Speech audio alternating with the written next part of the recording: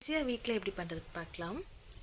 அதுக்கு தேவையான பொருட்கள் 4 முட்டை, சோயா சாஸ், டொமேட்டோ சாஸ், ஒரு பெரிய பாத்திரத்தில் தண்ணி கொதிக்க வச்சுக்கோங்க. நூடுல்ஸ் ஒட்டாமல் வரதுக்கோசரம் உப்பையும் எண்ணெயும் ஆட் பண்ணிக்கோங்க. மல்லித்தூள், மிளகாத்தூள், மிளகுத்தூள், கரம் மசாலா கொதிச்சதுக்கப்புறம் நூடுல்ஸை போட்டு நல்லா வேக வச்சு எடுத்துக்கோங்க. இது ஆஃப் பாயில் வேக வச்சு எடுத்துக்கணும். அதுக்கடையில் ஒரு கடாயில் தேவையான அளவுக்கு எண்ணெயை ஊற்றி பெரிய வெங்காயத்தை நீளமாக கட் பண்ணி போட்டு நல்லா வதக்கி எடுத்துக்கோங்க. இதுக்கப்புறம் அதில் நிறைய காய்கறி ஆட் பண்ண போகிறோம், உங்களுக்கு தேவையானது. நான் இதில் கேரட், பீன்ஸ், கேப்சிகம், கேபேஜ் இதெல்லாமே ஆட் பண்ணியிருக்கேன். இது எல்லாமே கொஞ்சம் ஆஃப் பாயிலாக வதங்கணும். வீட்லேயே பண்ணி கொடுத்தனா குழந்தைங்கள்லேருந்து பெரியவங்க வரைக்கும் விரும்பி சாப்பிடுவாங்க. இதில் என்ன பெனிஃபிட்ஸ் இருக்குன்னா, நம்ம வீட்டில் காயில் நூடுல்ஸ் போட்டு சாப்பிடுவோம்.